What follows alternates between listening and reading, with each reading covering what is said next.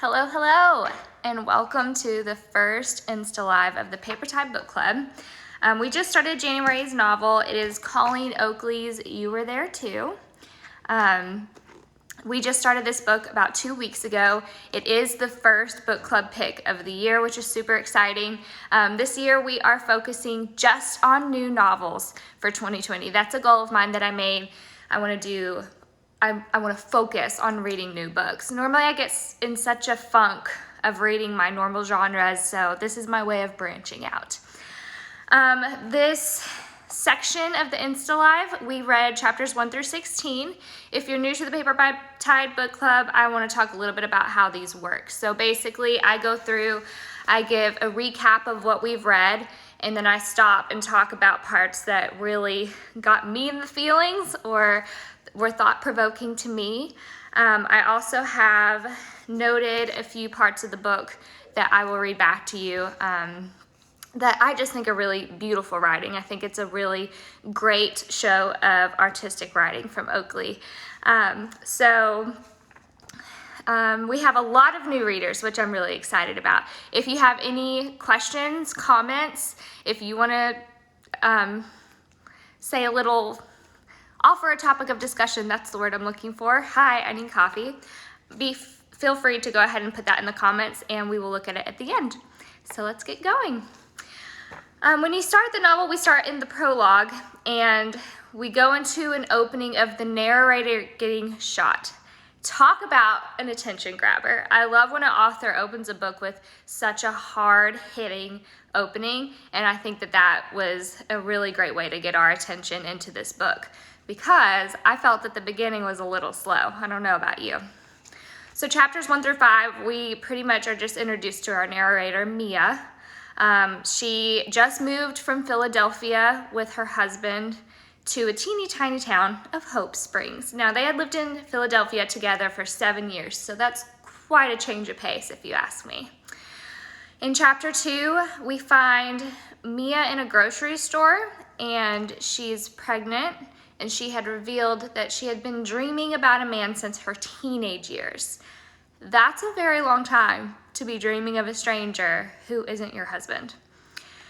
So she's in the grocery store looking for some Epsom salt to help her poor little tomato plants, and she sees the man she dreams of. That would be such a mind-blowing moment for someone, to be dreaming of a man and then all of a sudden you see him in a grocery store. So our question is he real? Is she just having a case of pregnancy brain? We don't know. Chapter 3 and 4 were pretty hard to read. We witnessed Mia's third miscarriage and all of the trauma that comes with that. I've never tried to conceive. I've never been on that journey. But as a woman, that was difficult to read. And my heart goes out to anyone who has experienced any kind of fertility issues or might have been triggered by that. I can't imagine reading it on the flip side either. We also see how Harrison deals with that trauma or lack thereof. He deals with it by not dealing with it, which kind of puts some foreshadowing there that they may have some relationship issues later on because of that. Chapter 7 was probably it's probably whenever things started to really take off with this novel. Mia came face to face with Oliver in the grocery store again, or the gardening store, excuse me. I want to read a little excerpt. It's right after Mia was looking for jobs. There's no jobs in Hope Springs because it's just a teeny tiny town. Her tomato plants are still dying, and so she goes to the gardening store to confront Jules. And page 70, after adjusting from the bright light of outside, my eyes scan the store until I spot Jules' helmet of gray curls over by a display of hammers. As I march toward her, my anger builds on itself until I'm sure she's at fault not only for the tomatoes, but for the lack of decent jobs in Hope Springs, the loss of all my babies, and quite possibly global warming. That part made me laugh out loud. You could really relate with being so angry in a situation that you just need to nail it on someone, and all of a sudden they're responsible for everything going wrong in your life. I really liked that part. So in the gardening store, Oliver gives Mia some advice, and he decides to come and just dig up her garden and help her with it. We learn quite a bit during this interaction about Oliver. He is a traveling volunteer farmer, which I didn't even know it was a thing, and maybe it's not, but that's a very niche job description there. He also lived in Philadelphia, very close to where Mia and Harrison lived. But what really stuck out to me about this whole interaction is how familiar he is to Mia. His facial expressions, his laugh, the way that he pushes back his hair. It would be so wild to be dreaming of a stranger and to meet them and to have the complete feeling that you know him to a T. That would be the weirdest experience to me. In chapter 8, we see Mia and Harrison still deal with the aftershock of that miscarriage, and Mia decides to go to a fertility specialist, which Harrison isn't exactly 100% on board for. But it does lead us to the chapter 9 dinner party. Now, walking into a dinner party with your husband and a man that you've been dreaming of for several years would be the most uncomfortable experience. So it was pretty much destined to be a little awkward. I just can't. So the party goes well until a very tipsy Harrison let it slip that Mia had dreamt of Oliver. Thanks a lot. In a brief moment when they are alone, Oliver reveals that he dreams of Mia too. Now, I don't know how I would react in that situation. Mia reacted in shocked silence. I don't know if I would be completely silent or if I would just scream. There would be no in between for me. That concept is just wild. In chapter 10, Mia and Oliver chat again about their mutual dreaming face to face. They finally feel at ease knowing that they aren't alone in their crazy. And Oliver has found this professor who believes in shared dreamed worlds, but normally between two people who know one another, like brother and sister, best friends, not strangers. That leads us to chapter 11, where Mia and Harrison meet with a fertility specialist for the first time and learn that Harrison has a chromosomal disorder, making their fertility journey a mismatch. So they can still conceive through different avenues, but what happens with Harrison afterwards is a bit of an explosion for him. It would just be a living nightmare for a couple, I think. Harrison reveals that maybe babies just aren't in their plan, changes their mind, maybe they should stop. And just thinking that you're in it together as partners, and then all of a sudden one person changes their mind, just breaks my heart. There's a line from page 125.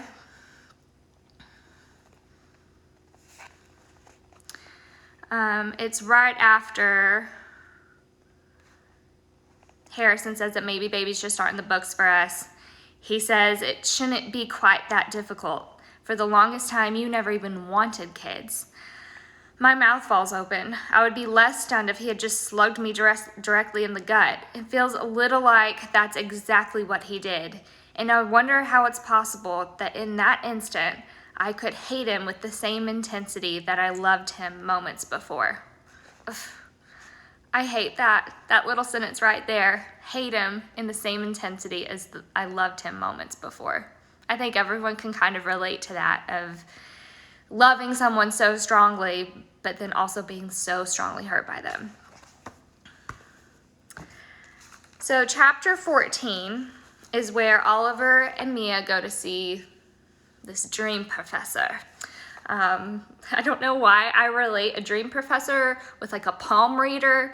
I know she's a highly intelligent woman, but I just feel like she should be in a tent with weird music playing. She really doesn't do much to help though, shocker. But we learn that Oliver dreams of Mia dying. That's what he dreams about. Not the steamy side of things. No, he dreams of her dying consistently. And not just dying, but where he is watching her die and he can't get to her fast enough. That would put such weird guilt on a person, I think. I think that just sounds like panic inducing. I think that having those dreams and that panic and then meeting her, you would just constantly be waiting for her to die. We also learned that he does dream of her in a hot and heavy way. I love a good love triangle, so I think it's going to be interesting to see how Oakley develops that side of things. Chapter 15, we're almost to the end of our reading section. It focuses on Mia's struggle with fertility, but also the struggles with her marriage. So Harrison is working very long hours. He's not himself. And Mia has also been texting back and forth with Oliver, which I think is playing with fire whenever your relationship is a little rocky. Harrison is aware of the fact, but I think anytime that one partner is platonically leaning on another person instead of the other partner, I just think that's a setup for trouble. So the bombshell of this chapter is when Mia is sharing photos of her artwork to Oliver back and forth, and she decides to share that carnival scene that she's been working on for weeks. And Oliver immediately calls her, asks if she's been to that place before. She answers no, it was from a dream, and he said, I've had that same dream. So now they've been dreaming about one another without meeting, and now they're having the same dreams. So this little dream world mind twist just keeps getting weirder. Ugh. So chapter 16. I thought chapter 15 was hard to read just because of the relationship turmoil, but chapter 16 broke my heart. Harrison and Mia decide to go away for the weekend, take a little time off, reconnect with their relationship. And Harrison surprised Mia by doing his own research on this whole weird dream thing. He still thinks that Oliver is just hitting on her, saying he dreams of her too, that it's not real, which is a completely valid response in that situation. So they sort through it all together. They don't really come to a conclusion. Mia's just very happy that he has been listening to her, of course, and not just saying that she's crazy. There's a line from page 172 with a static TV metaphor that I thought was such a good way to put that in this situation. As I stare at my husband, it occurs to me that marriage is a lot like that static TV. The connection gets loose sometimes, even to the point where you think it might not work anymore, but then something jars it and the wires slip back into place, exactly where they belong, lighting up the screen and bringing back the sound and everything working the way it should. I loved that. I thought it was a really sweet way to put the ups and downs of a relationship and relate it to such a mundane object. I thought that was really beautiful. Well, then things get real. They're at dinner, not a dinner party. Harrison brings up how different Mia has been. Okay, she's lost 3 babies. She found out a man that she had been dreaming about for years dreams about her too, and they share the same dreams. I think she has means to be a little different.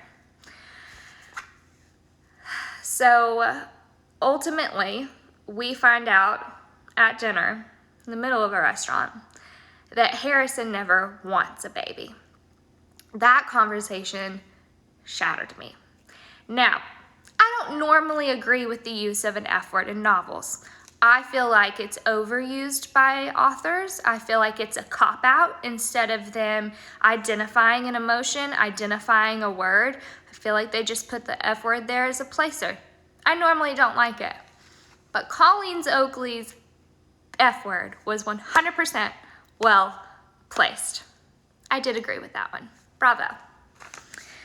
So if that isn't enough, Oakley takes another blow at my heart with the ending sentence of chapter 16, page 179, with that TV metaphor again. She should have left it alone, guys, but no, that would have been too easy.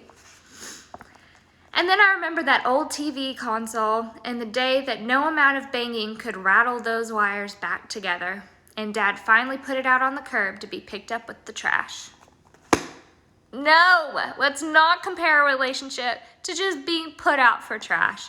That broke my heart. I fell in love with that little metaphor, and then she took it away from me. It wasn't kind. So that was the end of our reading section. I definitely think that right now we're at the book's climax, relationship-wise, especially with Oliver, with them not knowing how this dream thing is working, and we still have half the novel left. I'm hoping with this week having Valentine's Day that we get a good romance scene out of it.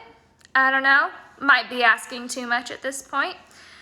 I did ask you readers what your thoughts were because I don't know where this is going. I thought it started a little slow. It did pick up, but there's so many elements that I just don't know where this whole dream thing is going. A few readers DM'd me and said that they believe it is a soulmate situation, that Mia and Oliver are soulmates. They've been dreaming about one another to bring each other together, and it's prominent that Harris and Mia aren't compatible with their fertility, so Oliver would. I had another reader bring up an interesting point that I didn't consider. She thinks they're dreaming of their future, that all of these memories in their dreams are actually what is to come, which is wild because you would live in a constant state of deja vu. That would be so weird. But if they are dreaming of the future, it is inevitable that Mia's going to die, and maybe she's just going to die in a tragic way. The thing I am hung up on is that opening prologue, that scene where Mia's been shot, and she looks at the man over beside her and says, "It's always been him." Has it always been Harrison because she's always loved him? Or has it always been Oliver because she's always dreamt of him? I think we're going to come full circle by the end of the novel and figure out who her true love is. So our next InstaLive will be after we finish the novel. I hope you enjoy it. I hope the rest brings us some kind of closure. But until then, happy reading and go with the tide.